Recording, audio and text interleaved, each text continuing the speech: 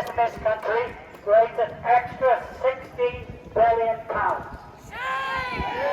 They're not being asked to pay 1 penny extra in tax. But come, let's stick to it. This is a retreat. Let's mobilise everyone together in solidarity.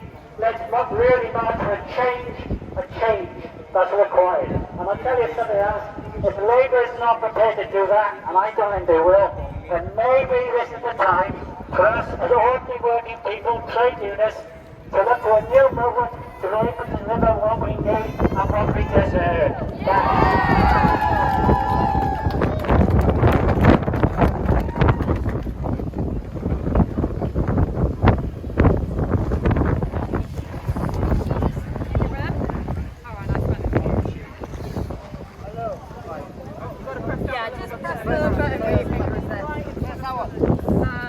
Alright, cool, like a gun. Yeah. Pretty cool, yeah. This is for you kids.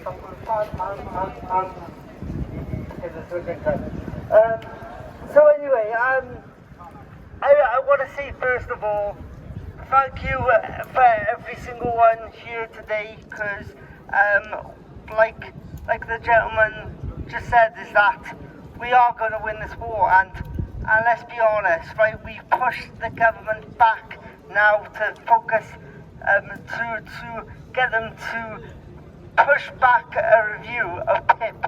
So they got scared, so they pushed it back. So I wanna give you all some round of applause for doing that. Like I said, the fight ain't over yet, and we've got a lot of shit to get on with. But we know that it's still a fight because of universal credit and of access to work scheme collapsing. So what I would want to do is get everyone to email your MS, because the reason why I say MS is because it's the Senate elections next year. Oh boy, they're going to be absolutely shit scared if they think that we're going to vote for a government that cuts disabled people's support away. So we have to email them. Make sure that they come on the 15th of July at the Senate, where we will meet them outside the Senate at 12:30. But we've also got a march at 12 o'clock from Techniquest to the Senate. So yeah, please contact your MS. Let them put pressure on their Westminster colleagues, and also ask your MPs to have a surgery quickly now, because come autumn next year it's going to be reviewed again, and we're going to keep on putting that pressure on, because we are the voice of the voiceless. Who are we? The voice of the voiceless! Thank you.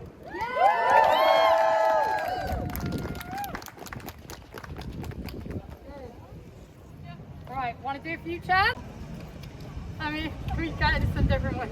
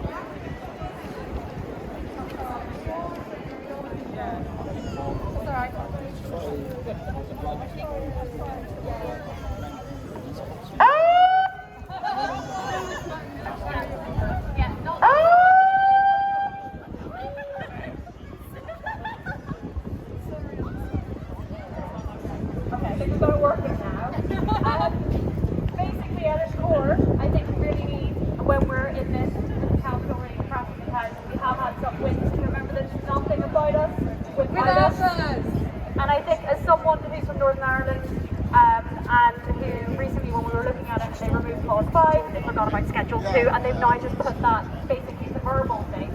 I feel like Northern Ireland gets forgotten a lot of the time, just like as we as disabled people get forgotten. And regardless of what's happening, we need to keep in mind that if they don't do that, we'll be leaving people in Northern Ireland behind potentially. Yeah. And again, it goes back to nothing about us without us. We're in this together, and DPAC Northern Ireland are standing in solidarity, and I stand here as DPAC Cymru and DPAC Northern Ireland, and I'm so happy to be here for both. And honestly, we are so much stronger together, and it's just absolutely amazing. Both for me and my child who comes with me to everything. Yes. But yes, at its core, I think we just needed this moment to remember nothing about us without us. We are stronger together. We've got this. Even this little one's shouting out that we've got it. But yeah, just sometimes it feels depressing, but I want us to all look at each other and realise that we are standing united. We've got this. And I believe in all of you because we've done so much and we've come so far, so let's get this over the finishing line. Nothing about us! Nothing about us! Anyone else? Yeah, I've spoken already, but does anyone else who hasn't? Yeah? Anyone else like to speak?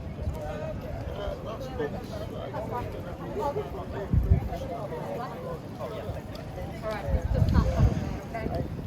I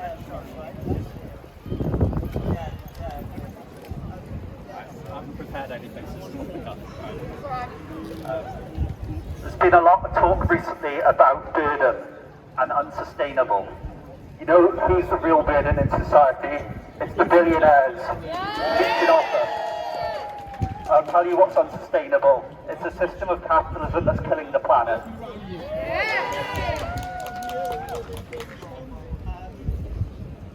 If you want to reform the welfare system, you need to listen to disabled people. You need to sack people like Stephen Timms, who can't even organise a meeting without it being discrimination.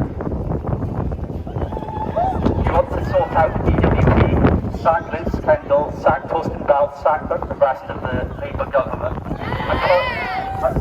Give it to a room full of disabled people and we'll sort it out in a day. I promise you that. The trade union has organised 1.4 million disabled workers. So I echo what Dave Bartlett from the Cardiff Trades Council said.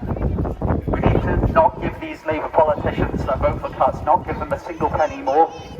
I think of the politicians that voted no, just one union donated them £300,000 in their last election. They shouldn't be receiving this money if this is how they're going to treat us. We need to start debating what we replace the Labour government with. I think that used to be a new workers' party that's built by the trade unions. And I'll finish by saying we've scored some victories, but we're not going to leave anyone behind. We're not going to leave young disabled people under the age of 22 behind. We're not going to leave people in need of credit behind. We're not going to leave people on ESA behind or people on DLA transitioning to PIP. We're going to look after everyone, and not just that, any injustice around the world, we're going to stand in solidarity as we have done in all our protests with all the other causes, standing up for trans rights, standing up for immigrant rights, not accepting division. The government, even yesterday, was saying, oh, we've retreated on disability benefits, so therefore we can't solve child poverty. That's disgusting, that's division. We're not going to leave anyone behind. Now we're going to try to change the system. Thank you.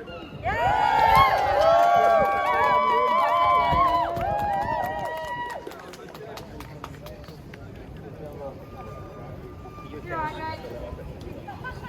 How you doing? Hello? Yeah. I'm both a carer and a disabled person. Unfortunately, I've been caught up in the carers benefits scandal, causing for a £2,000 overpayment that I was asked to immediately repay, putting me into depression and sending me back to the community health centre for the first time in a year. The government does not care about disabled people. They've shown that again and again and again. When I was complaining about the carers overpayment, I was told by a universal credit complaint review that you have to remember that if you want any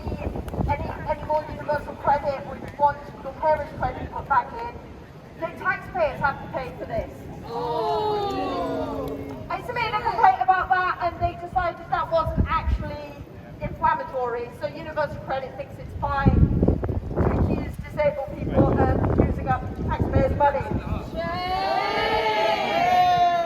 I had to remind her that I work, I pay tax. So what am I paying for? To be insulted? I work full-time, I am a carer full-time. I no longer get carer's benefit because I don't trust that they won't grant me put me into debt again. I've been waiting 14 months for access to work funding, something I put off for over a year because I didn't believe I could manage for. Then when I applied, I heard nothing. I've run them 5 times, and each time the wait has been longer. The last time they told me they are ready to start the month I applied for. So don't worry, it's just a few more weeks. I'm lucky that I'm self-employed, because if this was in a job, I would have given up. Some people apply for this when they are at the interview stage. Who could wait 14 months from interview for support to work? That's ridiculous. Starmer keeps claiming they're going to get disabled people to work, and that's what these cuts will do. How the hell is that the case when I am in work, unsupported, and they don't give a damn? They are not giving more funding to access to work. There are rumours they're going to cut it. I absolutely believe it at this point. If they really want to get disabled people into work, which I somehow doubt, they need to be funding access to work further, cutting the PIP charge, cutting the PIP assessments, and making it easier for disabled people to buy the things they need. It was only through my self-employed work that we were able to afford my partner's real mobility check, because she couldn't get PIP at the time. We didn't have that, we couldn't pay for it. They want to cut PIP and universal credit, and just leave us destitute. It's a joke, and they need to be supporting disabled people and supporting them to work, supporting them to live.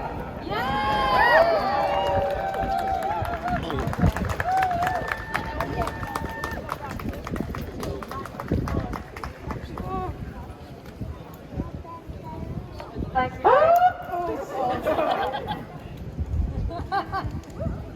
That was my real voice. Want to do some more chanting? Okay, show me what community looks like. Show me what community looks like. This is what community looks like. Show me what solidarity looks like. This is what solidarity looks like. Show me what solidarity looks like. This is what solidarity looks like. UK government, shame on you. UK government, shame on you. Keir Starmer, shame on you. Keir Starmer, shame on you. Rachel Reid, shame on you. Rachel Reid, shame on you. UK Labour, shame on you. UK Labour, shame on you. Oh, as a trans person, I'm going to say this from my chest. West Streeting, shame on you. West Streeting, shame on you. UK government, shame on you. UK government, shame on you. Okay, let's try this one. I'm going to say, if you cut, then you say we will bleed. Oh my God, if you cut, we will bleed. If you cut, you will bleed. If you cut, if you cut, we will bleed. If you cut, we will bleed. If you cut, we will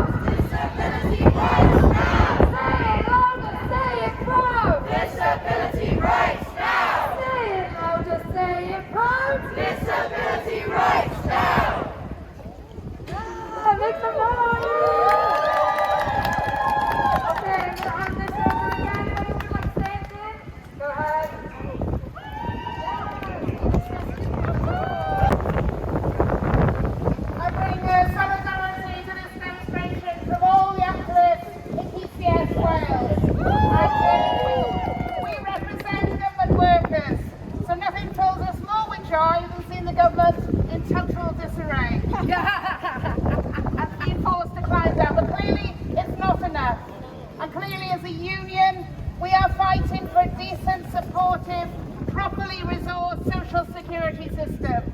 I represent members who work in access to work. Probably is the worst bit of the DWP to work in, understaffed, under-resourced, and quite frankly, not good enough in terms of the services it provides. What we're doing as a union, as well as backing everybody fighting back against the attacks on benefits, is actually building a programme of what we do want. So we'll be working closely with you and all claimant organisations to see what sort of things that we do want to see in Wales, how we do want to spend the resources in Wales in terms of actually having a system that actually genuinely meets the needs of the population in Wales. And Wales's needs is huge. Quite frankly, we're the second highest level of PIP claimants in Wales. That's the people that actually can get PIP, and also the second highest for limited capability for work claimants as well as the enormous need in our communities. But the people that we need to actually force to make sure that people have the opportunities to get into work and the access to work are the bosses in Wales, the bosses across the country, players that discriminate against disabled working class people. People need to have proper opportunities. We also need to have sustainable, decent jobs, well-paid jobs that you can actually survive on, as well as the additional costs of being disabled being met as well. So we're fighting for that, to make sure that discriminatory bosses and employers are tackled as well. And that includes public sector organisations in Wales who also discriminate against disabled people. 75% of the members we represent going to tribunals in the DWP are doing it on the basis of disability discrimination. So our own employer, that should be advising employers on how to help support disabled people, discriminates against its own workforce. So the government doesn't care about the workforce in the public sector, they don't care about our communities either. So we have common cause to make sure that we fight for what we need: decent services, properly resourced public services, for everything that we need in our communities. I take it from the bosses, if they don't want to give decent jobs, they don't want to pay a decent wage, we need to fight them as well. We also need to fight the politicians to make sure they are representing us. So our union has got a very clear policy on looking at the crisis in political representation in Wales and making sure we're going to put clear demands in the election next year in terms of what the politicians in Wales are committed to do in terms of fighting for our services. We don't want mealy-mouthed phrases, we want action to deliver genuine services in our communities. Thank you all.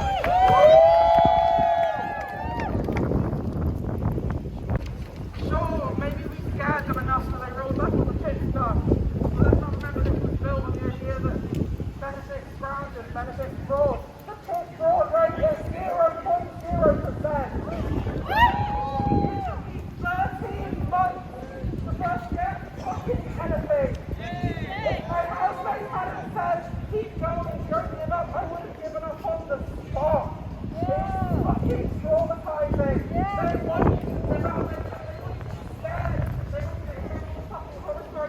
To apply. So then the money that was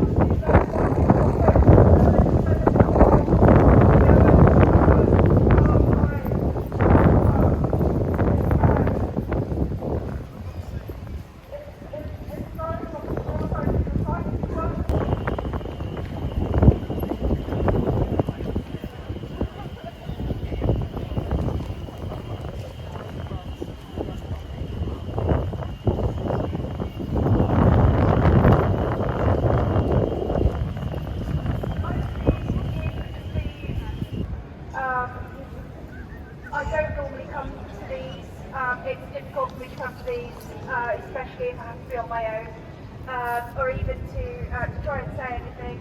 But I thought I'd share a few of my PIP and ESA assessment horror stories to give an idea of what it's really like to have to navigate this system. Every other year I am re-traumatised by the welfare benefits system system assessments and any kind of progress that I make in any kind of recovery just gets cancelled out.